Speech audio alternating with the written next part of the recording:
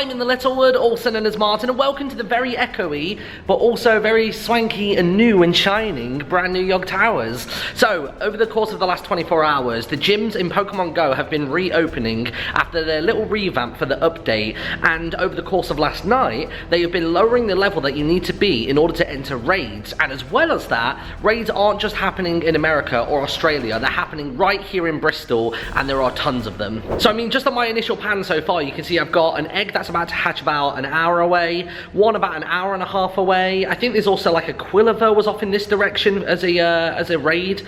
We've got a really far away one. Who's that? There's half an hour left on the raid itself, and it's a Magmar. And just look at that intro animation. Oh my god, 11,000 CP in order to defeat that Pokemon. And then we have got this one, which is quite close by. We've got 27 minutes left on an Electabuzz, which has got a CP of 11,300. I think we should go and fight it. Wait, why do I need two cameras?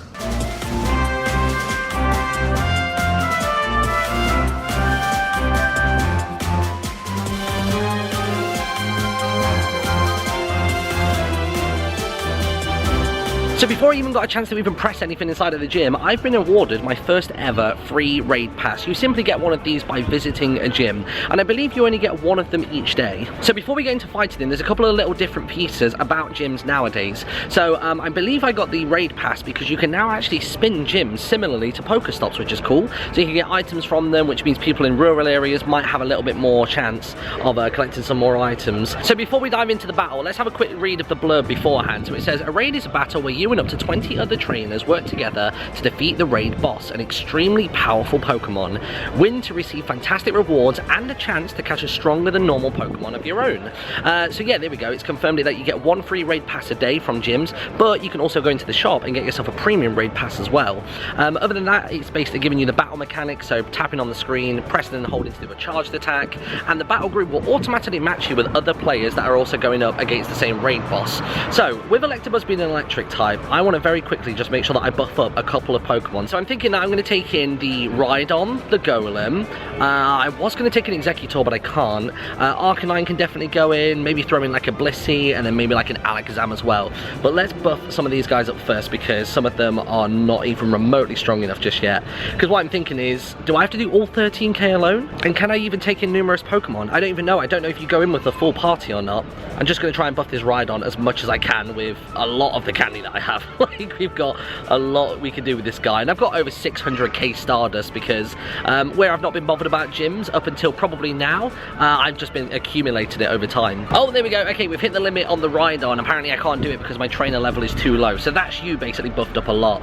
Let's start working on the Golem. Now, there's only like 10 minutes left of this raid boss, so I don't know if I'm going to have enough time to buff all my Pokemon, so even if I get Ruffle Stomped, I'm not that bothered about it. I just want to go into one of the fights and see just how strong they are. Alright, 15 minutes left on the clock. I've buffed up a couple of Pokemon, but I don't know how well this is going to go.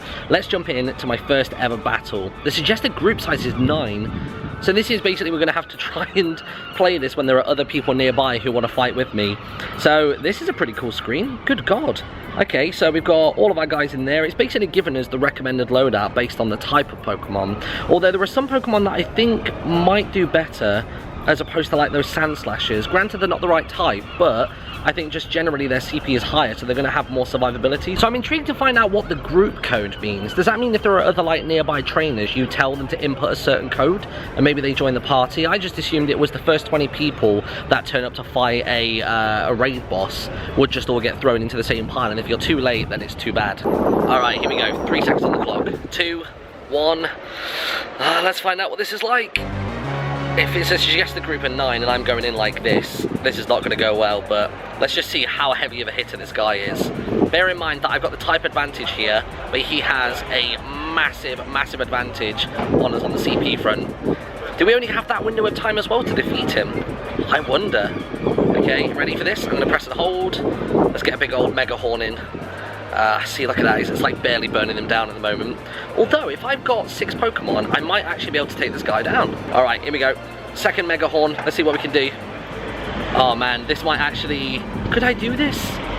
There was also a gauge above the gym when the raid was first getting picked up, and I believe that might be once it's lost a certain number of times, then maybe you actually like defeat the Electabuzz completely as the raid boss. I tell you what, considering he has got what, like 5 times the CP that we have, we're actually holding our own pretty well here. Bear in mind, like, he's 11,000. Up until like his special moves a few seconds ago, we were going blow for blow, trade for trade on the health bar. We were both at about the halfway mark at the same time. I've got actually a really good feeling about this. Let's go. Here we go. You ready for this? Charge it up. It's probably going to be my final release before the end. I should really be dodging as well. I completely forgot about dodging, I'll be honest. It's been so long since I've played the battle system that I just like blanked out on it. Alright, here we go. Let's see how quickly the Blissey goes down. I'm expecting her to just fizzle out real quick. I'm just going to go slower on the attack, so if I get a chance to dodge, then I can do. Alright, let's use the special attack. What is it? Hyper Beam! Alright, that'll do. 78 seconds left on the clock. Do you reckon we can burn him down in this time?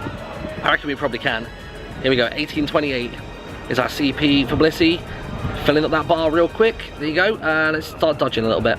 So I get the feeling there's a thunder coming in. Actually, oh no, we went at the same time! But having said that, Blissey barely went down. I reckon she's going to hold her own.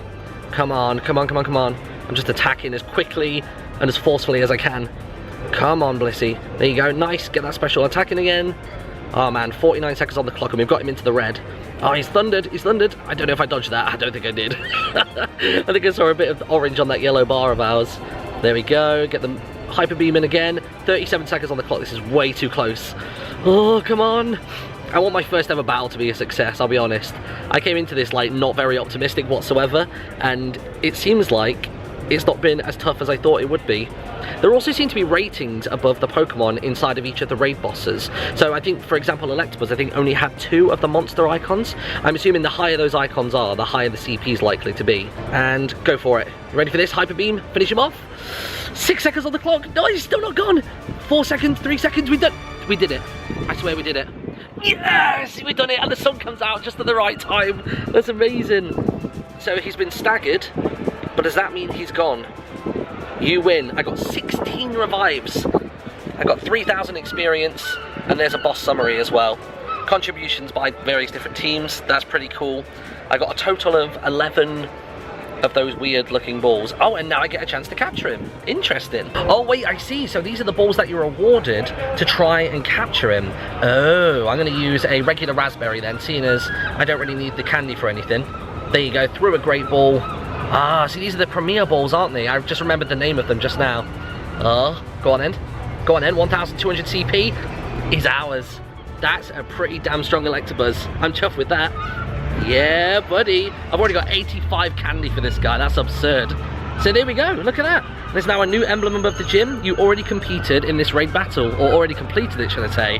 Nice. Alright, so if I want to compete again today in a raid, I'm guessing that I can't get another free raid pass from the shop. So it's going to cost me 100 poker coins in order to buy another one if I want to go today, which is quite nice. It's a little bit annoying that you have to buy them, but if you happen to see an awesome egg hatch nearby, you wouldn't want the sort of the chokehold of not being able to take part, and you don't want to be too conservative with your raid passes, so I'll let that one slide. Alright, so before we wrap today's video up, I want to talk a little bit about the brand new gym system. Obviously we've spoken about how you can now spin the wheel at the top of it, raid battles I've now shown you, but there's also a brand new look and also a new mechanic to the gyms as well. So you can see that the image there for the old William III statue, the big old horse guy, is wrapping around the back of the gym, and on occasion various different trainers as well as their avatars and their levels as well. And you'll notice that now there are no duplicate Pokemon inside of the gyms, because before you go to one and there'd be like 7 Dragonites and there'd be like 2, I don't know, Machamps and then maybe like 1 Executor, and it just kind of sucked having to go up against that many of them. So now there's a limit of only 6 Pokemon per gym, and you're not allowed any duplicates. And you'll notice that there are little hearts that are above each of the Pokemon, and that basically is a morale system. So when you put a Pokemon into a gym, it will have a full love heart, and that will actually deplete over time as the you know, the clock ticks on, and it will also go down if they lose in various different Pokemon battles, and basically the only way to replenish it is by you yourself going back to that gym, finding your Pokemon and giving it any berry whatsoever. They all have the same effect and raise it up a little bit, but if you give it this special item called a golden raspberry, then that apparently gives it a full replenishment. And at the moment I don't know how to capture those. If you do know, let me know in the comments section, or if I have a little Google, I'll put it on the screen right about here. Now what's interesting is I've just clicked on this Executor and it seems to have the raspberry grayed out, so I'm going to get a little bit closer and see if I can actually feed somebody else's Pokemon as long as they're on the same team as me. Alright, we're right beneath the statue now, so we should be close enough to the point. So let me hop on the Executor, and yeah, straight away I can select from all of my various different berries. They all have the exact same effect, so a Pinap berry, even though they're slightly rarer than a raspberry, is not going to do any different. And it looks like I can just straight up give the berries to the Executor to buff them back up. Now as well as that, there are also these brand new things called gym badges. You've obviously heard of them before, but it's not a case of only getting one like in each region or something really like dire like that. You actually get them from each individual gym. So if you were to go to the Eiffel Tower or London Bridge or the London Eye and you wanted sort of like a memento of having visited there, then you can get one for each gym, which is pretty cool. So if you want to actually have a look at your entire collection of various different gym badges, you can go to the profile page, and if you scroll down just beneath the journal button, you can see a load of them listed there. And you'll notice that each of them actually has a different bar beneath it, basically how much you've actually interacted with that gym and how hard you've worked on it. And another cool thing as well is when you open up the list, you can order by name, defending, recent, or points, or you can look at this pretty sick map. So from your current location, you can actually zoom in or out really far, and you can have a look at the various different gyms that you've collected and see where they are in relation to each other in terms of geographically. So if I like zoom in a little bit more on this one, keep going, keep going. If I click on that one just there, you'll see how they spread out just like that, which I don't know what the purpose of that is, but it's really, really cool.